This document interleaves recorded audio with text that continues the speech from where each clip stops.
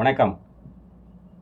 தேசிய ஜனநாயக கூட்டணியில் ஒட்டுமில்லை, உறவுமில்லை என்று பல நாட்களாக பேசி வந்த எடப்பாடி பழனிசாமி, அமித்ஷா சென்னை வருகையின் போது எடப்பாடி பழனிசாமியை பணிய வைத்து தேசிய ஜனநாயக கூட்டணிக்குள் எடப்பாடி பழனிசாமியை கொண்டு வந்து, எடப்பாடி பழனிசாமி தான் தேசிய ஜனநாயக கூட்டணியின் தலைவர், ஆனால் தமிழகத்தில் கூட்டணி ஆட்சி உறுதியாக அமையும் என்று அமித்ஷா சொன்ன பிறகு எடப்பாடி பழனிசாமி கோமா நிலைக்கு சென்று விட்டார். அவருடைய பேச்சுக்கள் இன்று எப்பொழுதும் எங்கேயும் பார்க்க முடியவில்லை. அவருடைய முன்னாள் அமைச்சர் சகாக்கள் தான் அவ்வப்பொழுது செய்தியாளர்களை சந்தித்து பல்வேறு கருத்துக்களை தெரிவித்து வருகிறார்கள். தேசிய ஜனநாயக கூட்டணியின் ஆட்சி என்பதன் பொருள் என்ன என்பதை பற்றி பார்ப்போம். அதாவது தமிழகத்தில் இருக்கக்கூடிய 34 துறை அமைச்சர்களை எடப்பாடி பழனிசாமியுடைய தலைமையில் 2026 சட்டமன்ற தேர்தலில் நிச்சயமாக வெற்றி பெறப் போவதில்லை.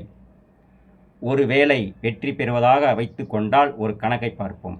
34 துறை அமைச்சர்களை தேசிய ஜனநாயக கூட்டணியின் தலைமையில் அமைச்சர்களாக ஆக்குகின்ற பொழுது எடப்பாடி பழனிசாமிக்கு 17, அதாவது 34 அமைச்சர்களை பாதியாக பிரித்து 17 அமைச்சர்களை எடப்பாடி பழனிசாமியிடம் ஒப்படைத்து விடுவார்கள். மீதி 17 அமைச்சர்களை தேசிய ஜனநாயக கூட்டணியில் அங்கம் வகிக்கின்ற மற்ற கூட்டணி கட்சிகளுக்கு பிரித்து தருவார்கள்.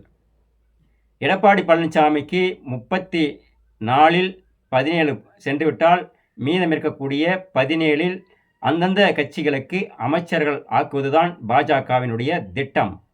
அதன் அடிப்படையில் கிருஷ்ணகிரியில் KP முனுசாமி அமைச்சர் ஆகிறார் என்று வைத்துக்கொள்ளலாம். தருமபுரிக்கு அமைச்சர் இல்லை. தருமபுரி 5 சட்டமன்ற தொகுதிகளை KP அன்பழகன் வெற்றி பெற்று எடப்பாடி பழனிசாமியிடம் ஒப்படைக்கிறார். அப்படி ஒப்படைத்தாலும் அவருக்கு அமைச்சர் பதவி இல்லை. அடுத்து சேலத்திற்கு அமைச்சர் பதவி கொடுப்பார்கள். அடுத்து நாமக்கல்லுக்கு இருக்காது. அடுத்து திருச்சிக்கு இருக்கும். அப்படியே புதுக்கோட்டைக்கு இருக்காது. இப்படித்தான் தேசிய ஜனநாயக கூட்டணியின் கூட்டணி ஆட்சியினுடைய தத்துவம், கருத்து மறைமுகமாக சொல்லுகிறது.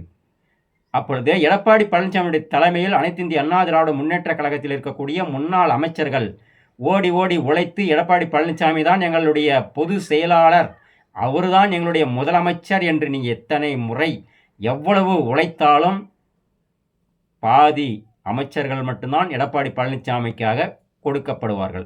இதை மீண்டும் ஒரு முறை சொல்கிறேன்.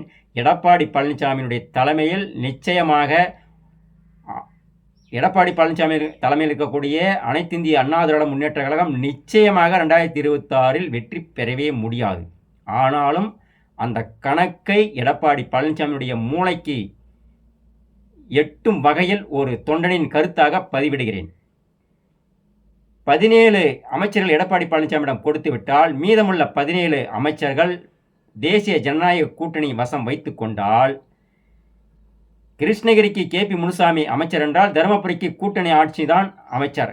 இங்கே இருக்கக்கூடிய அனைத்து இந்திய அண்ணா திராவிட முன்னேற்ற கழகத்திற்காக உழைத்த அத்தனை தொண்டர்களுக்கும் திருப்பதி நாமம் போடுவார்கள். தேசிய ஜனநாயக கூட்டணியுடைய அங்கம் வைக்கக்கூடிய பாஜகவினர் செய்வார்கள். அதை அடுத்து ஒவ்வொரு மாவட்டத்திலும் இதுதான் நடக்கப் போகிறது என்பது கூட எடப்பாடி பழனிசாமிக்கு தெரியாமல் அனைத்திந்திய அண்ணா திராவிட முன்னேற்ற கழகத்தில் இருந்த, அதாவது தமிழகத்தின் முன்னாள் முதலமைச்சராக இருந்த ஐயா O பன்னீர்செல்வம் அவர்களை நீக்கிவிட்டார்.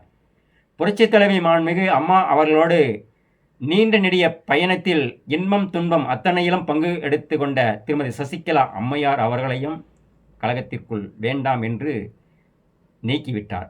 இப்படி முக்கியமான தலைவர்களை நீக்கிவிட்டு எடப்பாடி பழனிசாமி தன் மீது உள்ள வழக்குகளிலிருந்து தப்பித்து கொள்வதற்காக தமிழகத்தை பாதியாக பிரித்து பாஜகவினுடைய, அதாவது மோடி அமித்ஷாவுடைய காலடியில் தமிழகத்தை எழுதி கொடுப்பதற்கு சம்மதித்து விட்டார் என்பதுதான் எடப்பாடி பழனிசாமியுடைய மௌனத்தின் பொருள்.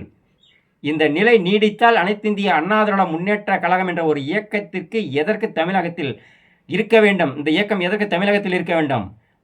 நீ செய்த பல்வேறு நிலைகளில் உன் மீது உள்ள வழக்குகளில் இருந்து தப்பித்துக் கொள்வதற்காக நீ பாஜகவினுடைய அடிமையாக மாறிவிட்டு தமிழகத்தில் இருக்கக்கூடிய துறை அமைச்சர்களான 34 துறைகளில் பாதியை பாஜகவிடம் ஒப்படைப்பதற்குத்தான் இத்தனை நாட்கள் நீ காத்திருந்தாயா பழனிசாமி அவர்களே? அனைத்திந்திய அண்ணா திராவிட முன்னேற்ற கழகம் ஒற்றுமையாக இருந்தால் அனைத்திந்திய அண்ணா திராவிட முன்னேற்ற கழகத்தை இதுவரை புரட்சித் தலைவர் காலம் தொட்டு இதயம் புரட்சித் தலைவர் அம்மாவுடைய காலம் தொட்டு யாரும் ஆட்டி பார்த்ததோ அசைத்து பார்த்ததோ இல்லை. ஆனால் நீ என்றைக்கு தமிழகத்தில் 2017 முதலமைச்சர் ஆனாயோ அன்றிலிருந்து இந்த நிமிடம் வரை உன்னுடைய அடிமை சாசனம் திமுகவிடமும் பாஜகவிடமும் தொடர்ந்து கொண்டுதான் இருக்கிறது. எடப்பாடி பழனிசாமியினுடைய இது போன்ற திட்டங்களை எல்லாம் முன்னாள் அதிமுகவின் அமைச்சர்கள் நன்கு உணர்ந்து கொள்ள வேண்டும். இந்த நிலை, உங்களுடைய மௌனம் இப்படியே இருந்தால் நிச்சயமாக இந்த நிலைக்குத்தான் எடப்பாடி பழனிசாமி உங்களை எல்லாம் பலிகடாக்கப் போகிறார். மீண்டும் சொல்கிறோம், எடப்பாடி பழனிசாமியுடைய தலைமையில் அனைத்திந்திய அண்ணா திராவிட முன்னேற்றக் கழகம் நிச்சயமாக வெற்றி பெறவே பெறாது. இருந்தாலும் தேசிய ஜனநாயக கூட்டணியின் அங்கம் வகிக்கக்கூடிய அவருடைய குறிக்கோளின் அடிப்படையில் தான் இந்த வீடியோவின் கருத்து சொல்லப்படுகிறது. இப்படிப்பட்ட ஒரு நயவஞ்சக பழனிசாமியோடு தொடர வேண்டுமா? அனைத்திந்திய அண்ணா திராவிட முன்னேற்றக் கழகம் ஒற்றுமையாக இருந்து தனிப்பெரும்பான்மையோடு அனைத்திந்திய அண்ணா திராவிட முன்னேற்றக் கழகம் ஆட்சி அமைய வேண்டுமா என்பதை முன்னாள் அமைச்சர்களும் அந்தந்த மாவட்டத்தில் இருக்கக்கூடிய எனக்கு எம்எல்ஏ சீட்டு வேண்டும், எம்பி சீட்டு வேண்டும் என்று நினைக்கக்கூடிய அத்தனை பேரும் உணர்ந்து கொள்ள வேண்டும். உணர்ந்து கொள்ளவில்லை என்றால் நீங்கள் எல்லாம் ஒரு நாடக நடிகர்கள் தான். அதிமுக என்ற ஒரு வேட்டியை கட்டிக்கொண்டு கொள்ளையடிப்பதற்கு மட்டும்தான் நீங்கள் தயாராக இருக்கிறீர்கள் என்பதுதான் காட்டுமே தவிர, நீங்கள் புரட்சித் தலைவருடைய தொண்டனாக சீடனாக இருந்து இதய புரட்சித் தலைவி மாண்புமிகு அம்மா அவர்களுடைய காட்டிய பாதையை, இலக்கை அடைய வேண்டும் என்ற வைராகியம் உங்களிடத்தில் இல்லை என்பதுதான் பொருளாக அமைந்துவிடும். நன்றி, வணக்கம்.